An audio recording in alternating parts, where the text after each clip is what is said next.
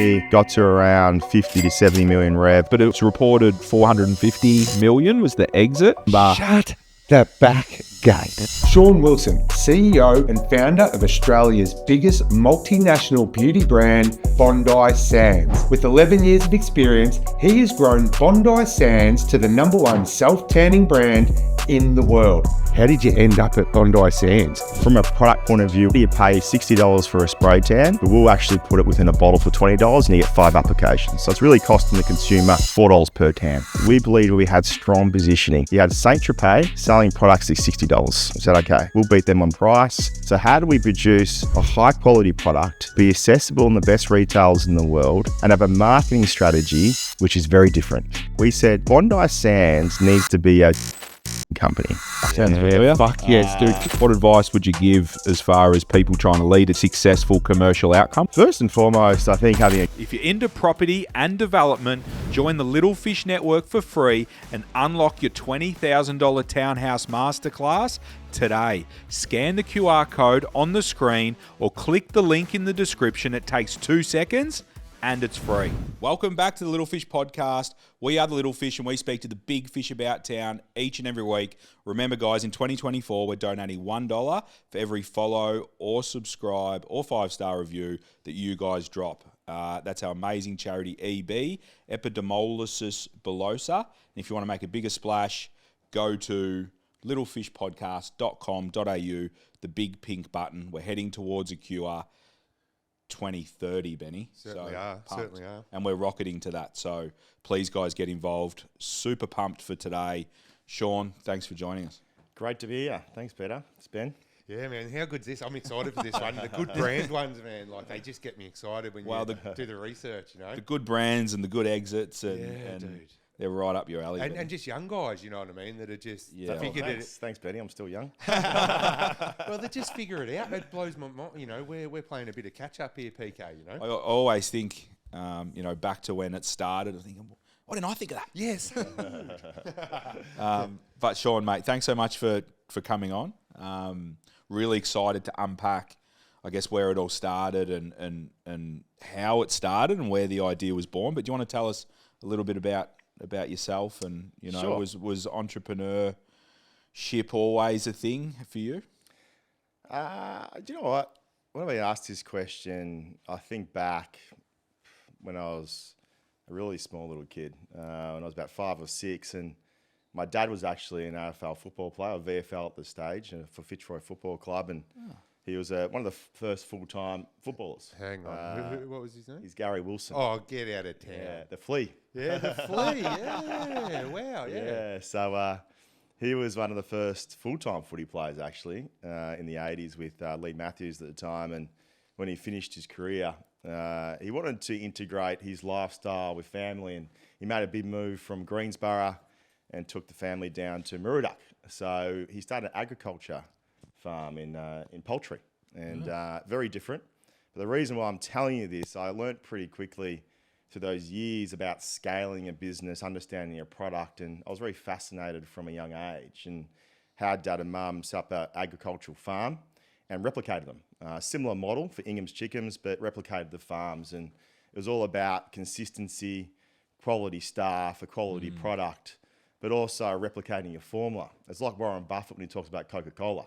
Same formula, just replicate it. And I was fascinated by that. How could you create something as a brand or a product or a service and replicate it on a different scaling level? So throughout school, I was always interested in product.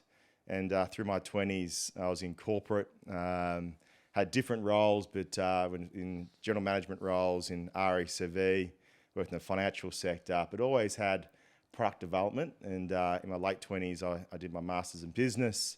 And that's when I met Blair James, the fellow co-founder of Bondi Sands. And he had a tanning salon, and we used to catch up quite regularly.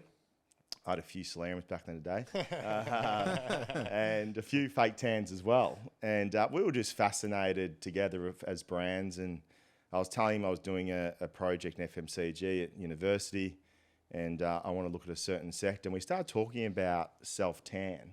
And at that stage, I think when you look at any market and positioning, you probably look at the best players in the world. In that stage, there was Saint Tropez. It was founded back in 1990, would you believe it? And then there was Latan, which is an Australian-based brand. And it sounded quite French, but it was Australian-made and owned business. And we believed that there was an opportunity to produce a high-quality product at an affordable price point, but really capturing the Australian lifestyle. So those pillars, I went away and I did this project in a little bit more detail in terms of category insights, distribution, scaling. And when I finished, I said, Blair, we can do something in this category. And for our love of health and fitness and beauty, we had a passion for it. We thought, you know what, let's start something here. And then the story of Bondi Sands began. Yeah, so that was from a project. Yeah. Essentially, the project helped you and drove you unpack it. And you were like, we got something here, a little business plan. I think the insights are important to quantify a few things. And I think when we looked at the idea, we liked it, but I think you need to quantify a few things. And that project helped me quantify the size of the category, where things were sort of going in terms of the space, skin health, skin protection, tanning salons. So the big thing we were seeing was the possible ban of solariums in Australia, which we believe was the right thing as well. And what year did that happen? So that occurred in 2015. So 3 years after you guys launched, but you could feel that was coming. I do remember those times. There's a lot of news stories and everyone knew. It was like smoking in the early days. Everyone knew it was bad, but they kept doing it, you know. Yes. So, yeah, that's crazy. So you guys saw that coming, and that was my biggest question was, you spoke about growing up, what you noticed with your parents was you had a fascination with product design, product development and stuff. I love brand, and this Bondi Sands, you know, is obviously proven to be a genius brand. What point did you sort of go from product, because a product, you know, is only one part of it. The brand is, you know, you've got to get it into the people's hands. So what point did you figure out go deep into the brand, and how did you end up at Bondi Sands? So I always say that ultimately when you launch a business, you're launching a product or service. I think people use the word brand quite loosely. It takes a while to build brand equity. I think you have a brand vision, but ultimately brand equity stems over time, and product's part of that.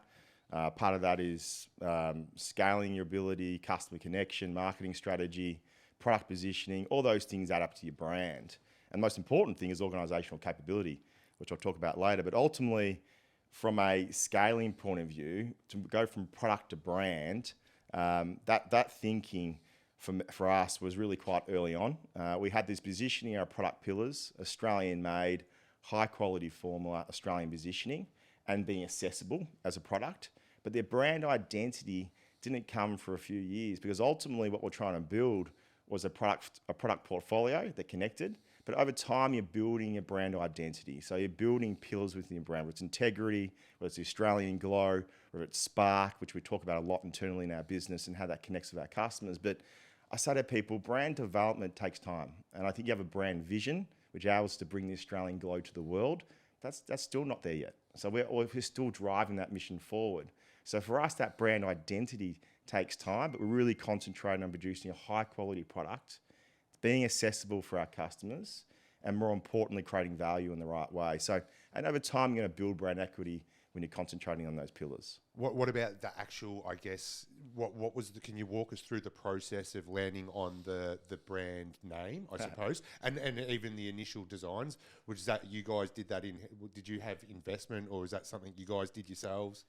Yeah, so people were quite surprised. Bondi Sands head office is actually in Port Melbourne. And we always say that, you know, Port Melbourne town or Secunda town doesn't have the same ring to it, or doesn't travel like Bondi Sands. So I still remember the time when we were travelling back. This is how probably disorganised we were at the start. We were organising our products first.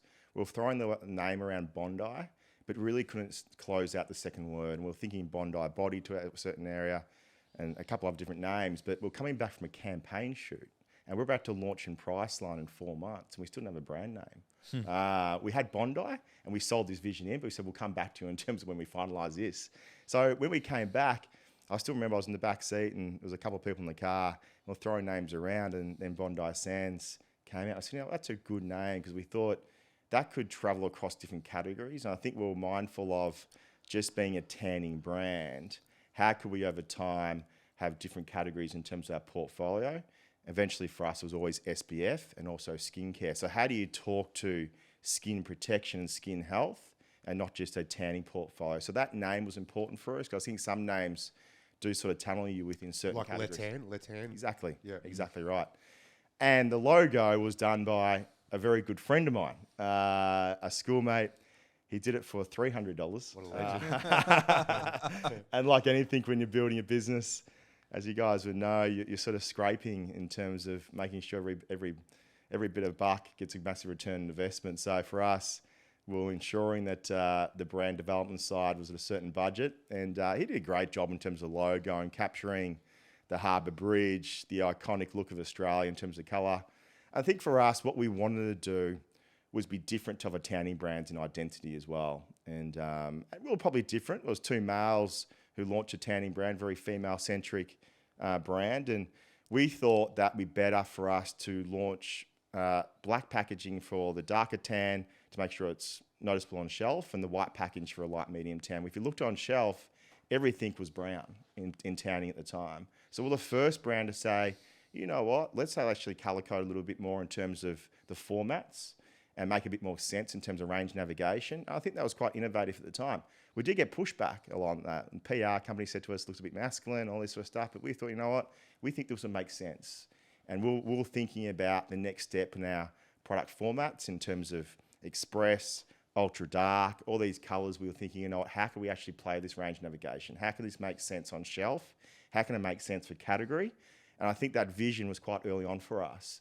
And we thought it makes sense in terms of our brand strategy. So the other companies, correct me if I'm wrong, they had like sort of one standard strength, and you guys figured out that we could go from, you know, like your hot spices, PK, you know what I mean? Yeah. You can go strong, medium, sort of. Absolutely. Is that right? Yeah, right. So from a positioning point of view, definitely from an identity, we saw a differentiation in terms of our packaging, how it looked, how it felt. From a product point of view, we believe, how can we do a salon quality product in terms of spray tan and put it within a bottle? So how do you pay $60 for a spray tan, but we'll actually put it within a bottle for $20 and you get 5 applications. So it's really costing the consumer $4 per tan. Wow. At a dye structure, without getting too technical in terms of tanning, DHA, ethylose, all the dye structures, how can we produce the quality product you get at a salon, put it within a bottle, be under $20. And that was a massive focus for us in innovation.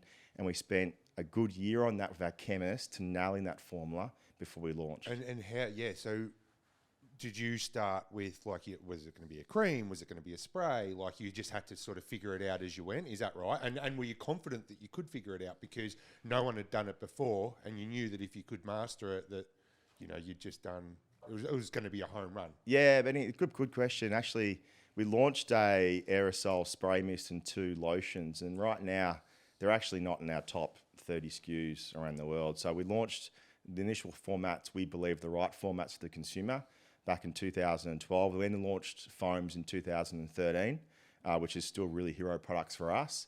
But we did have a 3 to 4 year roadmap, and we thought this is what we should do based on Blair and I. We're 2 people in the company, but we worked out a bit of a 3-year roadmap in product. More importantly, we wanted to ensure the speed. Speed was very important for us. We believed we had strong positioning. You had Saint Tropez selling products at $60. We said, okay, we'll beat them on price. We'll get to marketing strategy in a second. Letan were coming at $15, but their formula, we believed, wasn't at a high quality level. So how do we produce a high quality product, be accessible in the best retailers in the world, and have a marketing strategy which is very different, which is what we really focused on. And this is back in 2012, which Correct. is crazy because everyone's doing the different marketing strategy these days because, you know, the internet's done crazy things with how we share information and other people can see what other people are doing. But back in 2012, you know, you guys 12 years ago. Yeah, so it's different. Yeah, that's crazy. With Shaun, you know, 2 guys doing this, I'm not sure, you know, you probably know, what's your male to female, you know, ratio? So like we believe that's the insights we have. We believe it's about 90 to 10. 90 to 10. So you 2 guys, you guys are in the 10. You're selling to the 90. What are the chances 2 blokes in the 10 go to school together? So what's the, you know, how, you know, did you have people that you lent on, you know, to make sure that your product was going to appeal to the 90% that obviously you guys weren't part of, Blair had very good product knowledge from his tanning salon. It's professional spray tan. We had focus groups, which we tested, very informal focus groups, but we did that a lot. We used people from universities, we used our friends and family, and we looked at skin tones, we looked at testing, we worked with chemists. So we spent a lot of time and effort on that. Sounds like a lot of money as well. So did you guys, what was that like at the start? Was there an investment that you both agreed to and went in? Or did you just sort of get going and sort of hustle as you went? Yeah, so up front we had a budget. We thought the capital was required. Like anything, when you found a business, you don't realise how expensive it is. I think for us though, we believed it was important to hold on to equity. We thought we'd want to keep it quite private as long as possible. We actually had a third person in the company who's not part of it now. It ended up that equity went to my father. Unfortunately for that person, unfortunately, couldn't come up with the capital at the right time back in 2013. So we tried to look after that person after the years, but it was very unfortunate. I think. If you don't mind me asking, what sort of money are we talking about? We're talking probably about 30 grand. Yeah, right. Yeah. Wow. So For a third. Yeah, for a third, yeah. And just, we'll get to that. We'll get to the exit and the numbers and all that. But yeah, that's... I did get asked to ask you that, and you beat me to it. So interesting. But yeah, so that didn't... Yeah. No, so I think like anything, cash flow is one of those things that'll work out pretty quickly. Look, I come from a big business in corporate. I always treated Bondi, even the early days of Blair, and we started employing our first staff members, I had monthly reports going. I was very... Oh, really? From day one. I was very... We're 7 years in. When's that monthly report going, PK? I was very clear on understanding what's our social listening as a brand, what's our clear metrics in marketing, financial metrics we need to work towards, what's our growth strategy. I think it's really important for not necessarily maybe a founder, but a CEO to really drive that and be really clear in your company. I think even in the early days, I think that's so clear in the vision. Absolutely. Yeah, we learnt that early, didn't we, Pete? And we didn't know that. To pass that vision on is more the thing. So you can have the vision, but if you don't pass it on, exactly. Yeah, and I think purpose-driven statements are important.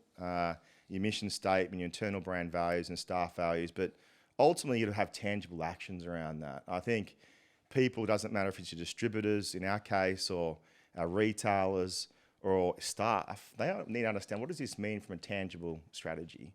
What are we trying to achieve here, from category to product development to marketing strategy to scaling to distribution to integrated vertical integrations? All these things you got to make sure as a leader you articulate, and the only way you can do that, you understand your business very well. And that's why I'm big about having consistent cadence rhythm to understand your business, and part of that process is reporting, consistency of approach, and making sure we understand what's going on. Even can I ask, and this is just me just thinking back to when our business was growing and there was just the two of us, one of the biggest challenges for me was there was so many things to do and you could only prioritize so many things, and you're like, should I do the report on the thing or should I do the thing? Do you know what I mean? And that's kind of, it's like a bit of a catch-22. Or I felt like it was a bit of a catch-22, do you know what I mean? And then sometimes we've got a third business partner, Mark, shout out, legend. When he came in, me and Pete started it. When Mark came in, there'd be a lot of, that's how he would be thinking. He would want reports and stuff. But sometimes it felt like we were doing reports just to do reports, and I should just be over here like... You don't want to have admin, bureaucracy or wasted time, but I think... I'm an avid reader, and I do like autobiographies, and there's a couple of business leaders. I've just recently read their books over the last couple of years, and in Bob Iger and Howard Schultz, both CEOs of Disney and I've done Starbucks. I've done the Bob Iger masterclass. He's a legend. That guy. And what they talk about, which I think is really true, is strategic focus. I think you're going to have a lot of things going on in your business, but your ability to condense that and be very clear in a period, where it's a fiscal period in 1 year or a long-term strategy, is really important. So you're right. What are the key things, the material things that we need to look at, and making sure we're tracking against that? And everyone's very clear on that, because you can get caught up in things on wasted capital or wasted time that can take you away to that long-term strategy. So Bob Iger, from a Disney point of view, when he was a CEO back in, I think when he started in 2010, I think he had 3. He said he wanted to invest in making sure Disney became a global brand, and he didn't think at the time they were global. So what did he do? He put Disneylands in different countries. He acquired Marvel. He acquired Star Wars. All these things to ensure that he can become more global in terms of enterprise. He wanted to invest in creativity in terms of organisational capability. He wanted to get the best. So how do I get people from Pixar? How do I get people from these talent? All those things. So he's very clear. And I think he had 3 or 4 over a 10-year period. Yeah. And he thought if I got that clear in the organisation, then the tangible things, yes, you have to pivot and readjust. That's what I was going to say. That's really important. Yeah, that's what I was going to say, because I agree. That is the that makes sense, because like I said, I did his masterclass, but I think like the pivot, like you never know. Like, do you know what I mean? Like the thing is, you can have, well, for us anyway, for him, he stuck to those 3 things, right? He knew that he was going to get animation, and he went global and did the. For us, it's changed. Yeah. So many times. Like I could have. I say this a lot to people. You could have given me 100 guesses, maybe 1,000 at the start, and I would never have said I'd sit in here with the guy from Bondi Sands doing a podcast, right? Yes. But here I am. Yeah. So you know, it is. I understand what you're saying, but it's as you're making your way through, you've got to take that information, but you've just got to be nimble enough to. Have to be agile. You have to be agile, because it's not. That's not it. Do you know what I mean? That's just that gets thrown into the pot, and then you've just got to figure it out as you go. Do you know what I mean? Oh, absolutely. Well, I think back in 2013, 14, we had a bit of an arrogant target. We want to be the number 1 self-tanning brand in the world. That's what we said internally. We had 3 stars. Ding, ding, ding, ding. But ding, ding, ding, ding. You know what I mean? Well, obviously to get there, we didn't understand every step in that ladder to achieve that growth. But what we did think is, okay, if we get some of these principles right, we said, Bondi Sands needs to be a digital marketing company. That's what we said. Yes, we sell product, but we want to be digital marketing. Yeah, fuck yes, dude. Because that's what I said. Benny said it right at the start. He goes, "Man, we're a media company." Yeah, I said it, man. And we're an attention company. Yeah. Just keep going. Sorry. Yeah. And I had Blair and I. We looked after our Facebook page and Instagram page for a week. We were terrible at it. We go, hang on, we're not people who can do this. But we got people on board pretty quickly who understood that. They understood Gen Z. They understood the millennial. They understood influencer marketing very quickly. They understood content creation. They understood authenticity in terms of brand strategy. So that was really important for us to build the right capability in a team, and in particular marketing and brand in the early days. And so that was just a pillar for us. And then we said, okay, we want to make sure we're going to be accessible. Well, what does accessible mean? So we had to detail, okay, we want to be the number 1 health and beauty retailers in the world. That's just a tick number 1. Number 2 is, okay, we want eye presence in category. So in the planogram, we want to make sure eye presence 2 shelves. So you got to have tangible things to get there, but you got to have the vision to ensure that's really clear. And if you have that vision, you employ the capability to help it. And over time, you need to pivot, be agile. But I think those pillars are going to remain strong in your company. And that's what great leaders do. They're very consistent in that long-term approach. Yeah, and they stay firm. Yeah, stay the course. Yeah, amazing. So take us back. So you and James, the product's happening. You're getting it in Priceline. You've come up with the name. You know, when does it start to go, hey, this product's moving, we've got to up our orders, all this sort of stuff? Like, take us through that, because I feel like that would be an exciting part of the business when your unit orders are starting to really... The first shipment comes in. Yeah. Are we going to sell it? Is it it's moving? Raining. And it's raining. It's been raining for a week or 2. No one's tanning. So, Blair still had the salon. I was still, in the first 2 years of Bondi, still working full-time in corporate for RACV. So we're just managing it at night, to be honest. We're working ridiculous hours to get the business going. We had this big presentation to Priceline, I'll never forget it. And we presented, I think we were quite nervous. I always say to people, it's sometimes good going in the industry when you've got no idea what it's about, because you don't want to think about the barriers. And what we didn't realise is how difficult big retailers are to deal with. They're very costly. Yes, they can project a great volume, but they are very expensive. So for us, when we went to Priceline, we got the deal. We were just it was ecstatic. We were ecstatic. We were over the moon. 400 stores, 4 products. The initial order was $400,000. We're going, here we go. Next minute, 2 weeks later, we're getting a trade invoice for about $200,000. What's that? And they said, well, to do business with us, you have to do X, Y, and Z. And we've gone, oh, Jesus. So we had to work out pretty quickly, how do we actually navigate the retail landscape? How do you navigate this scaling model from a cost point of view, but also most importantly, enjoy the process as much as we can? But it was quite stressful in the early days because you're trying to learn a lot what we did very well in our business, we scaled in the right way. So we didn't employ sales staff to start, we appointed a distributor. And that was really important for us. So the head of sales for Frostbrand, Australian distributor, Craig, he was my mentor in the early days as well and really taught me about sales strategy, execution, planograms, velocity, all these things I didn't really understand in retailing. But he taught me, okay, this is how we go about it. So it was really important for us. So what we did, we outsourced our sales model, we outsourced logistics, and what we just concentrated on was marketing and brand and product development. So it really helped us in those early days to understand, okay, they're the specialists, they understand retailing. We've got one debtor, okay, so one customer, they buy the product off us, they sell it. So we're not chasing money through a bunch of retailers. We know our payment terms, we're very clear on it. So it was a really good business model.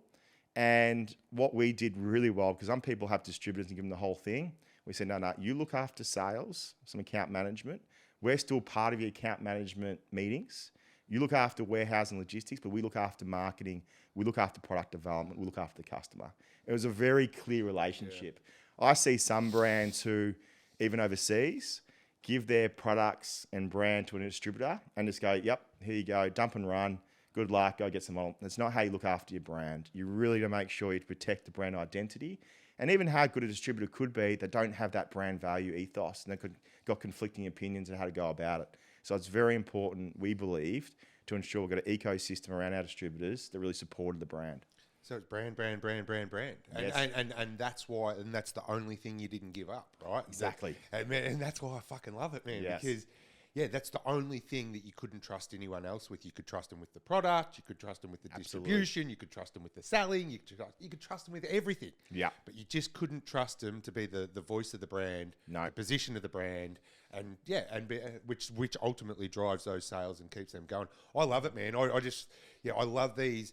These are like some of my favorite podcasts that we've done over our journey are the brand ones. That you come into a category, like you think, I'm just thinking of Lovely, like the flower delivery, right? So she started just with the brand, right? And then figured out where she could position it somewhere, like that Lovely brand that she had, and then did it a very similar play. Yeah. You know? Obviously different product or service or whatever, but a very similar mindset on how she went about it and how she set it up. It's critical. And I think over time when we really scaled in parts of Europe, and we have got 16 distributors across Europe because there are quite small markets and it's very costly to set up staffing infrastructure in markets like Sweden or Ireland. So we use distributors. But what we're really clear on support our distributors with is brand assets, brand training, and our brand managers in the UK spend a lot of time traveling around Europe to ensure there's consistency. And we do audits, which is really important. So we make sure we look at stores. Is that turning up in the right way we believe is right for our business? So I think over time, you got to look at scaling it appropriately, but in the core markets, we really put our own staff to support our distributors to make sure the brand was protected. And we did that every new market we went into in terms of our core markets, which is a really good move for us from a brand strategy. Yeah, amazing. So at what point are you getting this thing ready for sale? You know, you and James, was it always going to be your baby? You know, because at some point, obviously it would have started to turn into, I'm assuming a bit of the profit was starting to roll for you guys. How did you get approached for that sale? Were you always ready for sale, or did it something that you and James said, hey, maybe we are heading towards an exit? Yeah, I think even in the early days, we were just all about how can we be best at what we can do. I think both Blair and I were really competitive in terms of making sure that we produced the best brand and how would that actually unfold in terms of building the infrastructure around the brand. And that's what we'll be concentrated on. I think over time, though, in the first few years, our brand did scale pretty quickly. We're always very profitable as a business. We always really kept an eye on our gross profit, which is really important in FMCG. But we did invest a lot in terms of below the line to ensure we continue to grow. But we always had a profitable metric. One thing we also made a decision on is if we want to scale quickly, we need to make sure we've got enough working capital to scale at a certain level. That was probably my question. So if you were in profit quickly, it sounds like it was a capital heavy, to begin with. You mentioned your first order, 400,000, then you had your 200,000 trade. So where did the money come from? So, you know, at some point you just had a corporate job, so you're just getting paid like everyone else. And I suppose your business partner had this tanning salon, so he's probably doing all right. Yeah. But it does sound capital in, you know, you go into 400 stores, you got where, you know. So the biggest thing for us, and I have mentioned this a couple of times, is the importance of presenting to stakeholders that can help you through that investment period. For us, it was banks. I treated a bank presentation same as I would treat a presentation at Chemist Warehouse or Walmart. I put the same time and effort into it. I ensured they understood my strategy, my approach, and we were quite fortunate to have great support. First of all, from an Australian bank and national bank, then Citigroup on an international level. So that was really important for us. We wanted to keep our equity. We want to be funded based on our profitability. We want them to understand our vision, and they gave us the support in terms of overdrafts, working capital to scale our business. Because in 2015, our balance sheet might have been holdings of stock of $5-6 million, but at the end we were up to $45 million of inventory you're holding at one stage. So when you're scaling at that sort of level, you got to make sure you got the funds to grow it. But I think I always tell people, when you present to as investors or stakeholders in banks, be really clear in what you're trying to achieve and understand the metrics they want to see. In particular, banks, they really want to understand cash flow, definitely. They want to understand profitable metrics. They want to understand, okay, what is your strategy in terms of growing? Are your customers safe in terms of paying you? So all those risk mitigation things you do, but you got to present well, and you get people. It's like anything; you got to have this emotive ability to connect, and I think we really did connect quite strongly with our support in that part of our business, which really did help us in terms of growing. And we had a great vertical relationship with Citigroup, who also became our advisor in terms of what you mentioned, the exit process. But did either of these banks take a risk on you though? Do you know what I mean? Because I guess I look at banks black and white. We deal with a lot of banks, and it either stacks up or it doesn't. Do you know what I mean? That's the way we look at it. So did you not stack up, and then you presented, and then the banks backed you in a little bit, or did you guys you stacked up and then you were able to present and show that the financials stacked up? Yeah, I think when we got to around 50 to 70 million rev, and we wanted to go to 100 to 150 pretty quickly. Eventually 200 was our really target in revenue. We got to show a picture how to get there, and part of that expansion in different categories, new markets, a focus in the US, what that looks like. I think though, to be honest with you, banks, I find them difficult to understand, because I look at certain things and how could you lend that company money? So I don't know. I think there's a bit there. I think for us in our industry, what they really did look at was, okay, what is your profitability metrics, cash flow, your customers, and making sure there's a diversification there. I think if you've got one customer that's paying 90% of your business, that also has a risk. Yeah. Over time, we had multiple markets, multiple revenue streams, a consistent flow, and probably a clear business brand strategy that they wanted to see, and they were really confident where we're going. But ultimately, it's still, look, things do get difficult, and you need to make sure that you've got strong relationships, and I'm really a big believer of that. I think sometimes you look at the numbers and get a certain insight from it, but ultimately, okay, this is going to occur. Do you trust this is going to occur? And I think we had those conversations along the way. Yeah, spot on. No, yeah, great question. I was thinking the same thing, Benny. Was there but I think presenting well and putting your best foot forward at every opportunity to make sure you maximise that outcome. Yeah, I think super, amazing advice. Now, how do we get to the point of, working in it? It's great. We're going to be the biggest brand in the world. To driving Lambos. To someone. What colour are we getting? Matching. How do we get? How does a buy, an exit look like? Is that a tap on the shoulder? Yeah. Is that you guys, someone whispering in your ear, going, "Hey, you should be talking to some people about this"? So I really drove this from 2018, and I think when you've got an exit plan, it is challenging because you got to keep things confidential to a degree. I said to Blair that I think we need to include a couple of people in our leadership team with this. It's very important they're a part of it in terms of the conversations, what we're trying to achieve.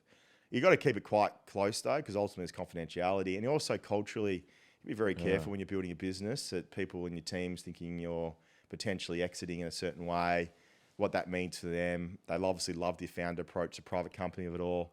You got distributors who will get uneasy by it as well, because ultimately, if they think, you're exiting, what does it mean for us? So it's quite a tricky process to navigate. For us, though, once again, I wanted to find the best company to advise us, and we fell with Citigroup Global and their really expertise on a global scale.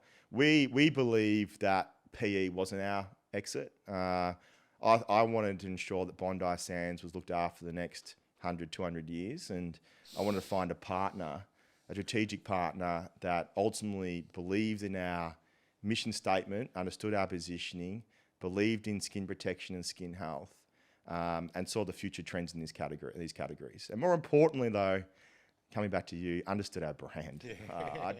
You can speak to a lot of people in this space who look at the transactional side of a brand, how to scale it, how to cut it back, how to grow revenue in the wrong way. That's what we didn't want. So for us, it was skipping probably that PE side and going to more of a multinational approach. So for multinationals, you've only got really a few, really in beauty. At that level, when you're starting getting into 150, 200 million revenue, you only get really a few buyers. Is that where you were at in 2018?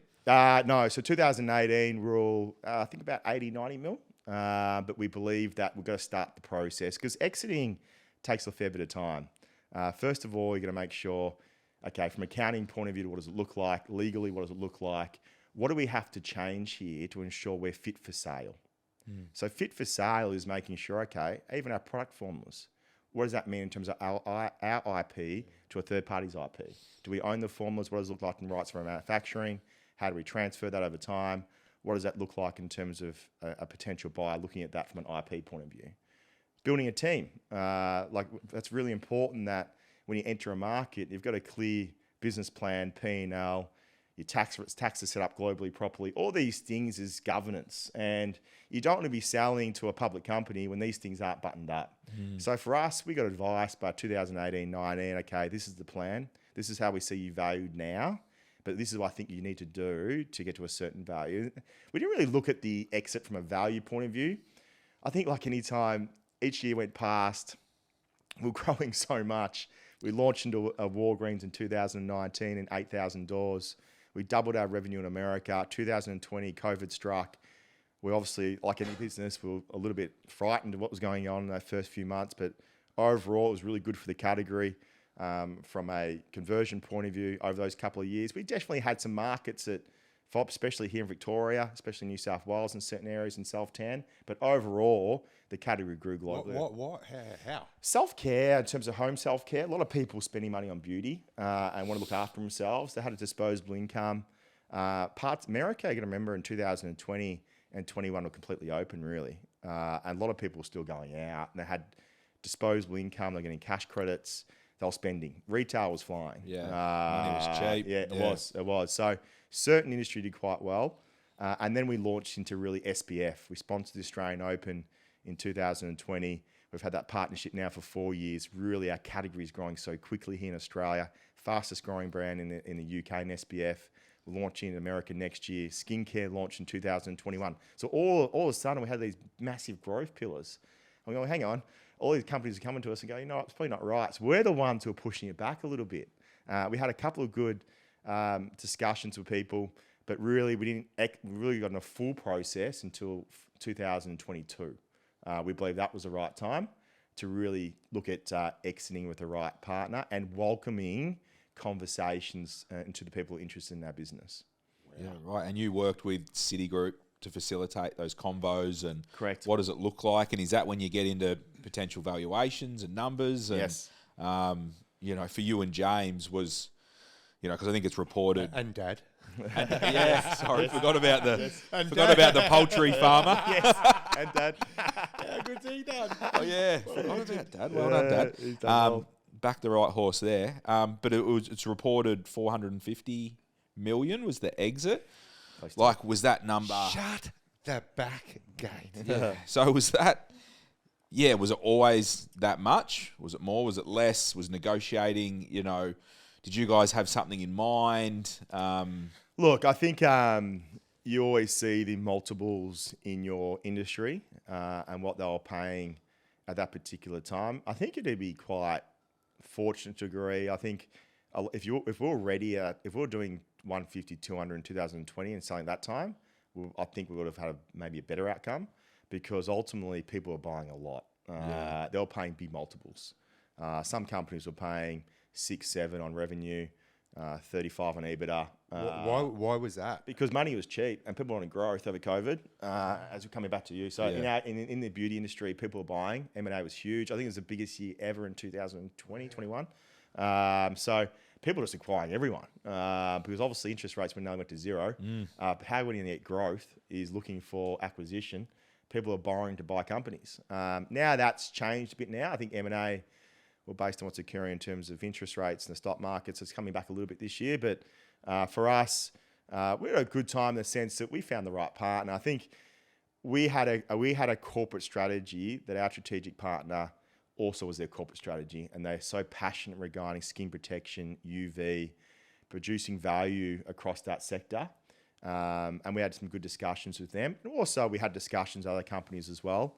But yeah, I think for us, it was finding the right partner at the right financial level that we were comfortable with at the time. But I think when you exit, you do have some certain factors that certainly go your way. And for us, we had a strategic partner. It was great. We had a bit of a competitive process because you had multiple people wanted to buy us as well, so it was competitive.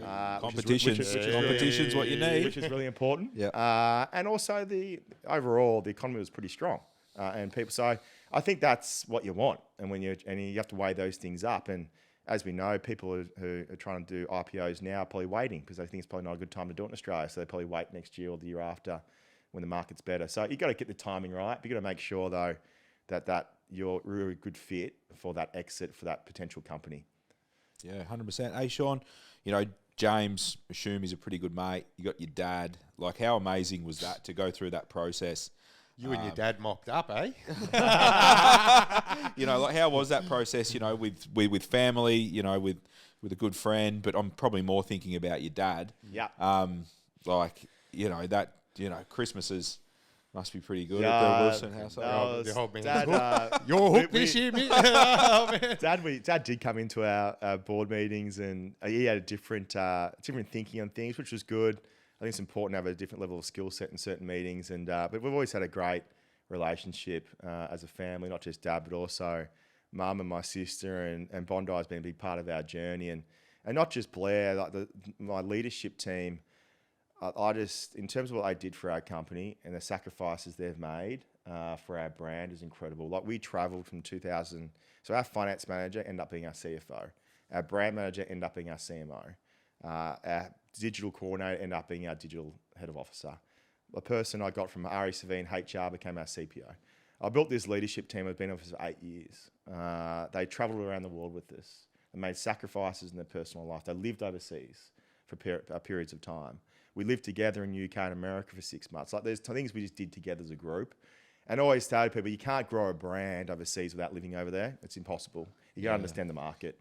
And Bondi Sands actually, and you need to protect your brand. Exactly. And Bondi Sands, even though we're born and made from here, ultimately we're a bigger business overseas. So for us, we've got to understand those markets. There is subtle differences with those markets, and us and the leadership team spent some amazing time together. The highs in terms of the events we did at Coachella, European launches in Ibiza, the events across Miami. Of course, he's tanning. They'll be coming Yeah. up with all sorts of stuff. I'd have him going everywhere. That's cool. Can you tell me that number again, PK, one more time? What was it? 400 and what? 450. Yeah. Damn. So can you talk us through wrapping your head around that? You know what I mean? Like, as a young guy, you set out with your mate to achieve this. You brought your dad along for how do you wrap your head around something? It's really That's a lot of. interesting. That's $500 million. Well, I could get to in the sales process at the end, like anything, it's a little bit stressful. You've got advisors on.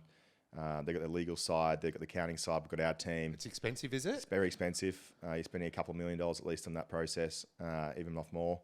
And I remember at the end of it, where discussions with the president of CAL, I'm on the call with her, and we just had one clause we want to get through, which we did. It was 1 o'clock at night, Melbourne time, and it was done. And it was really surreal because my dad was just there. I think Blair was in bed, but Dad was there, and we signed. It was done. It was a really surreal moment.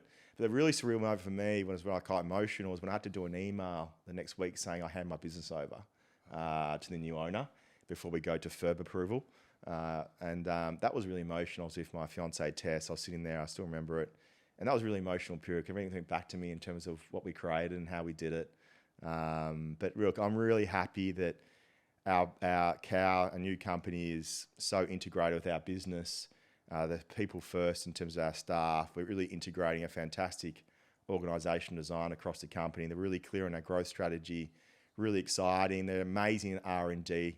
They've got a huge infrastructure around it. So we believe we can offer our customers more than ever in terms of our business and brand approach over the next decade and beyond. So that's what I wanted. I want to ensure that our brand lasted another 100 years and we continue to offer our customers what they want. So you've written into the deal, so you guys have to stay on for a certain amount of time. Is that sort of all part of it? Actually, no. I think I'm still president of Bondi Sands, and it was very important for me to remain president through this transition integration. And I still see a role for myself there. Obviously, a founding role, CEO, changes.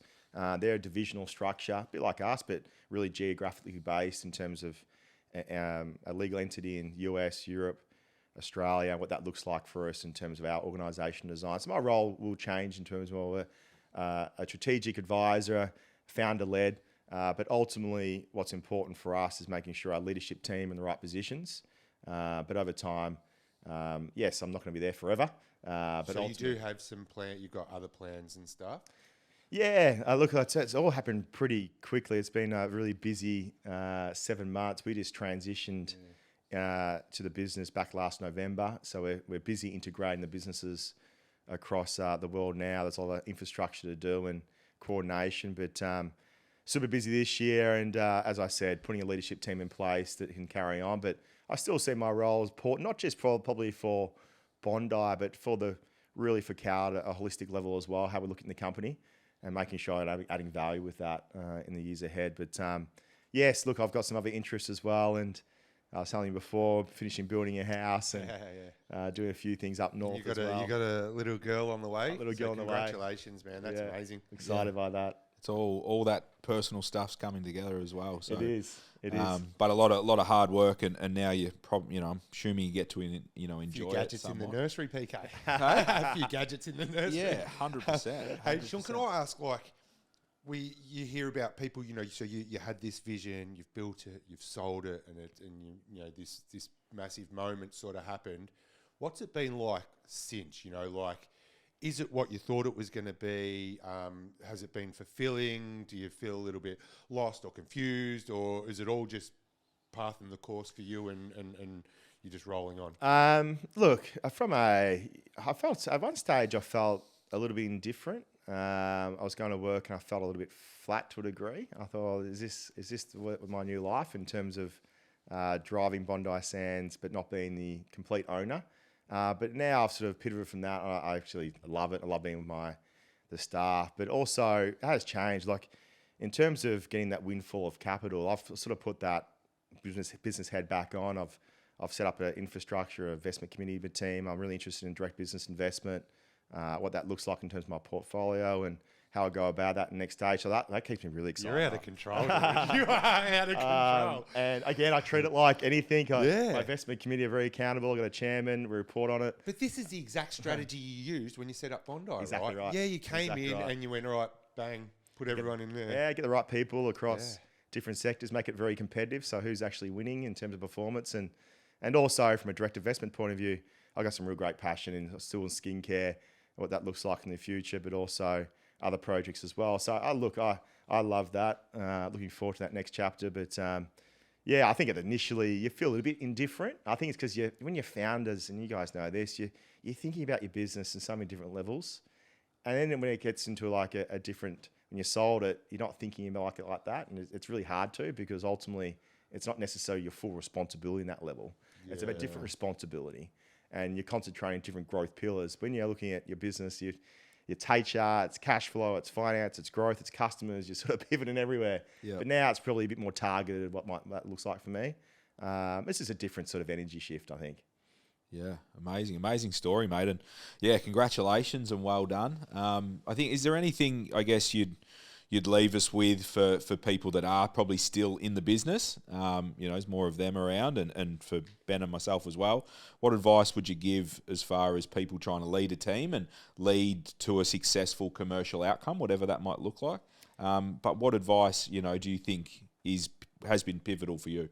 First and foremost, I think having a growth mindset and leading with optimism is key. I think everyone looks at you as a leader, and I think you're going to navigate challenges, you're going to navigate growth. So if you're leading with optimism, you got this clear growth mindset, that's really important from a behavioural point of view, but it needs to be tangible as well. So I'll come back to that strategic focus, being very clear on what that means and how you articulate that and reinforce that, either verbally or written, is really, really important. So I think the behaviours of leading with optimism, having a growth mindset, what does that mean in terms of customer value, staff value, brand value, but clearly articulating that in tangible strategies is something that I look at always as a leader.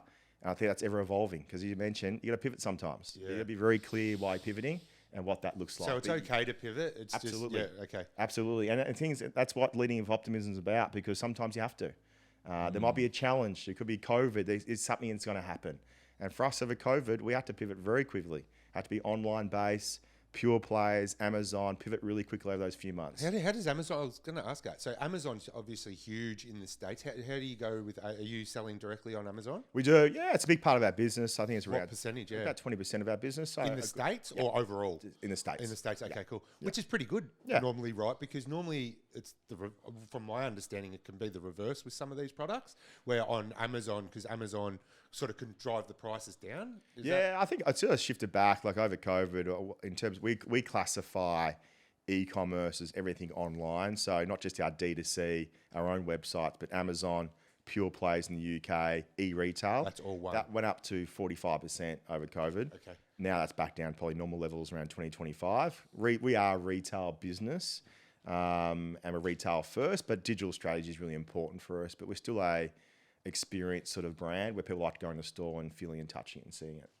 Yeah, nice. Hey, Shaun, just going quickly back to that advice piece, with the tangible items that you're talking about, or tangible outcomes, can you explain that a little bit? Like, to have the vision to drive everyone towards it, but talk to us about what a tangible sort of outcome might look like. Yeah, so when I come back to that sort of strategic focus, it's really saying, okay, we've got this growth mindset and building our brand or business, but we believe in the next 12 months to achieve that, we're to do these three things. So for example, in marketing, it could be, okay, we want to be a content first business. Okay, what does that actually mean? How you actually produce a content first business? Yeah, how you going to scale that? Yeah. Okay, we want to ensure we've got this capability in our team, and it might be commercial acumen. We want better commercial acumen. Okay, that's a tangible outcome. So it's just really articulating that with your leadership team, and then putting those steps in place, what that looks like. Because I think you can have these big growth targets where it's financial, non-financial. You can talk about vision statements a lot, but what are the steps to get there? Yeah, and what are the right steps? Give them the tools as well. So don't just give them this high level thing and go, good luck. No. And I think sometimes founders can do a little bit like that. They can be quite high level, but they need to really get into it and say, okay, what does this actually mean across our leadership team? And how, more importantly, how does leadership team communicate that to the business, which is crucial. Yeah, love it. Awesome. Yeah, no, that's awesome. Hey, PK, I've got a couple of just random questions because I've taken notes because I've learned heaps, man. I love this.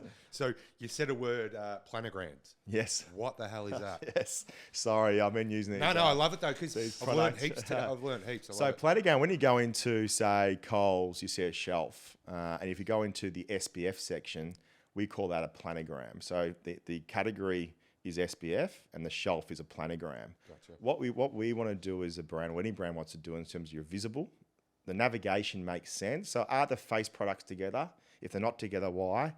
Is a navigation from 30 to 50 in terms of 30 plus to 50 plus?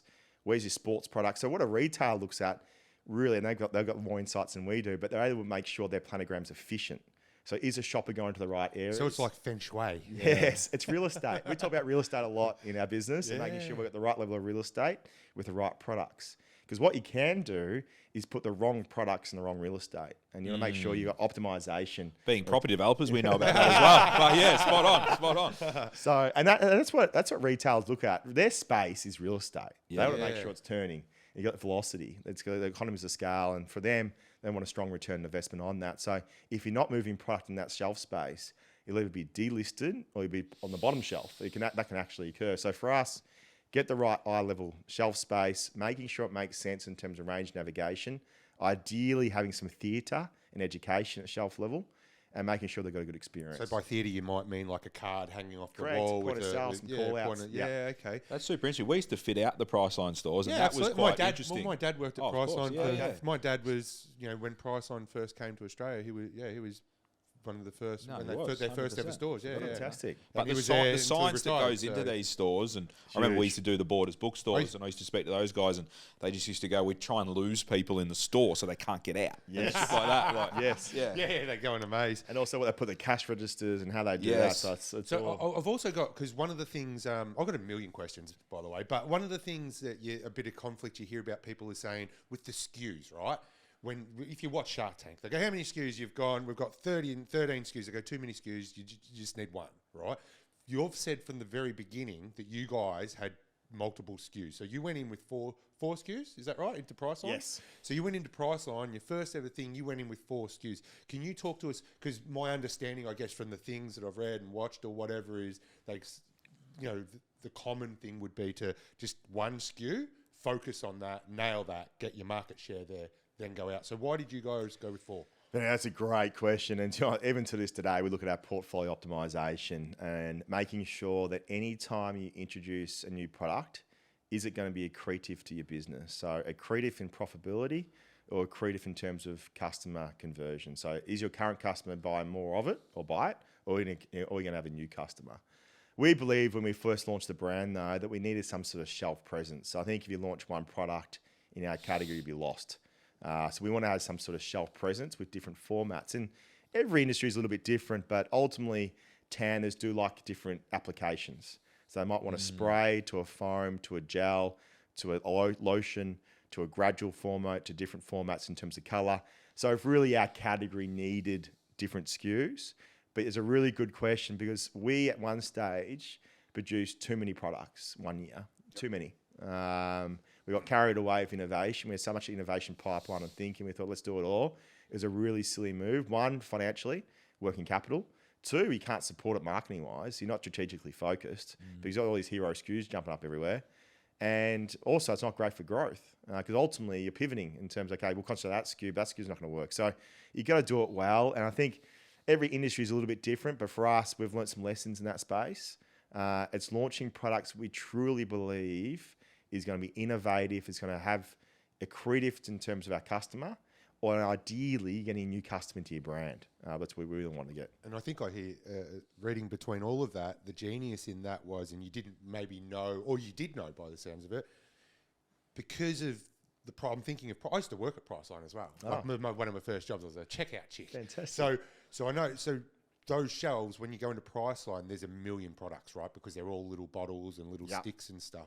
So yeah, that makes sense for you to look at it a different way and go, yeah, we're going to get lost with one bottle. Yeah. We need 4 bottles. Have some presence. To have some presence, which is brilliant. Hey, I've got another question. You also mentioned, so I've just got to pick you up on all these things I didn't know because I want to learn. Like it. But you mentioned organisational thinking, and you said we'll touch on that. So we did touch on a little. Can you sort of articulate what you mean by organisational thinking?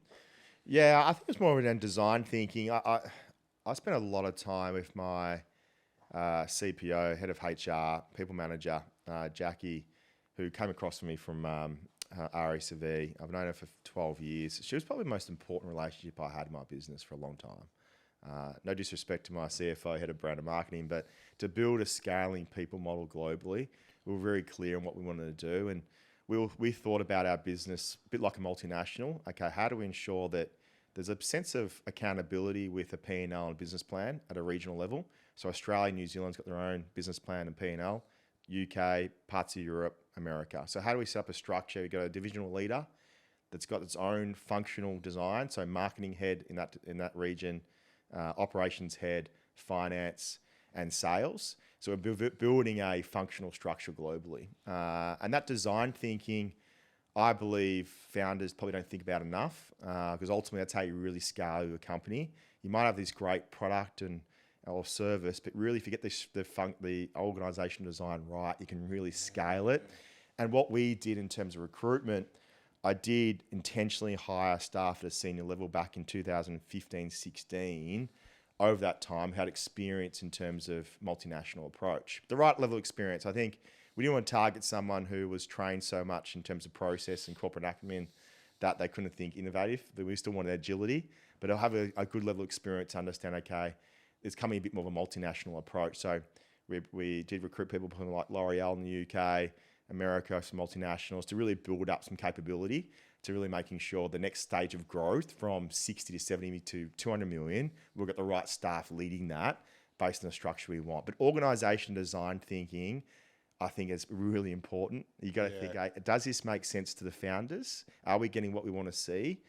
Is it getting filtered through well? Do we have the right leaders articulating it? And there's a bit of accountability and responsibility in terms of performance and making sure that's across the organization. So we did create that a really good structure. And again, it's nothing out of the ordinary. It's a divisional structure, geographically based, streamlined to central business intelligence in Melbourne HQ.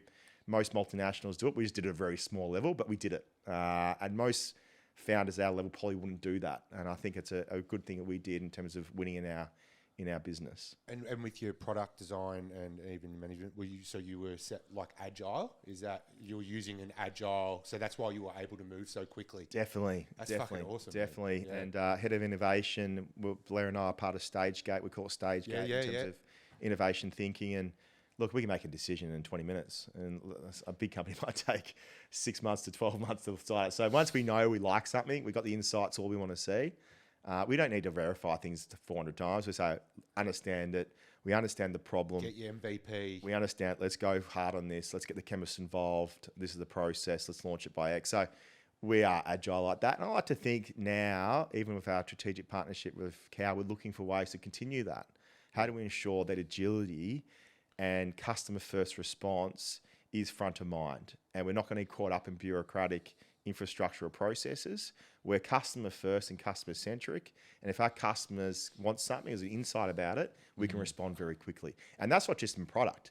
That's in customer delivery, marketing strategy, anything.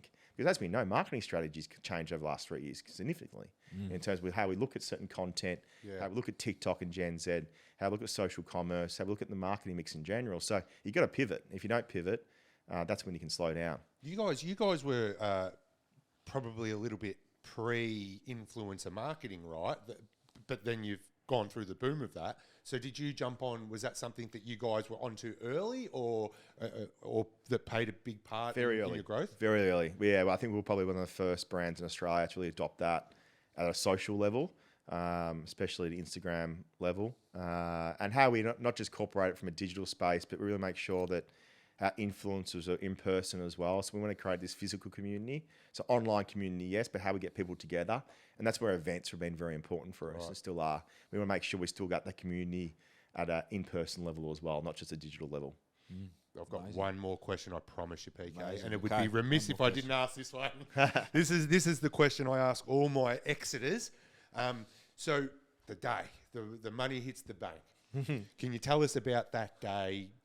What did it feel like? Did you refresh? I remember Simon Beard told us he had it transferred into his original Dolomite account back when he was a kid. And he went and got a printout. And he went to the ATM and got the printout. So I've always been fascinated about that because I'm working towards my day. And then my other question is, was there something specific that you wanted to buy? Like, you know what I mean? Was there not necessarily expensive, but was there something that you thought that this is me token? I think Simon got his car or something, but where you went, all right, this is me little present for. First of all, when we did get paid on, I still remember the money going to the account. Look, it's funny when you look at it. It's just a number, isn't it? That's what you see. It's obviously a big number, but it's really weird when you look at money in that way. how it just turns up to your bank account, and one minute you got that amount of capital in your and it just changes your relationship with it. It does a little bit. It really does. I think for me, though, I've sort of put on my business hat pretty quickly in terms of, okay, how do I allocate this and get a return on it? What, was that the same day, or did you give yourself a day or not? How's the terminology? How do I allocate this? How do I allocate me profit? I think I had the plan ready before it actually turned up. So, but look, my friends actually said to me, said, Shaun, you were probably a bit more flashy in the early days now you are now. Like you don't seem like flashy. You don't seem flashy at all. Yeah. I've gone to my Uniqlo t-shirts and I don't really do that. I like a nice car, and we definitely got a nice car after the sale. And as I said, and eventually you'll have a house one day. Yes, officially building the house, which I'm really looking forward to. And yes, we did actually purchase a home up north as well, which I'm looking forward to spending some time up in Byron Bay. So yeah, they're probably luxury things I've done, but really... You need to buy one in Bondi, I reckon. How can you not have one? A good mate of mine said that actually. He said, why aren't you in Bondi? It's too expensive. Do you have a shop in Bondi? Do you guys have a... We actually don't. We're thinking you about it. Should have like a flagship sort of, like talking about community and location. Mate, DJs, that was actually, you know what? That was actually an idea of mine back in 2020, and no one took it. So I'm going to push that. Bullshit, yeah. I wanted to do that, and then COVID sort of hit, and we sort of got a little bit cold on it. But I really do want that presence. I think because then you could have an event, and then when people come to Australia, it becomes a bit of a marketing team. Yeah. On the ones and twos. Man, congratulations, dude. This is such an epic story. Yeah, and well done, mate. And so humble, and appreciate you coming on and giving your time. But congratulations, and all the best. With birth your little girl, the house will be finished, and what's to come, mate. But yeah, well done to you and Blair. Thanks very much, and Pete, your dad, Ben. Thanks very much. Thanks, guys. Good chat. Awesome, guys. Please like, share, subscribe. Anyone that's going to get value at that. See you at the top. Let's go. People want to be part of a winning team. People can find a better version of themselves if they choose. You just need to go start some shit. Action is all that matters. Be a man of your word. I think I look back now and I'm like, whoa, that took some guts. Be kind, be kind, be kind. See you at the top. New episode every Wednesday.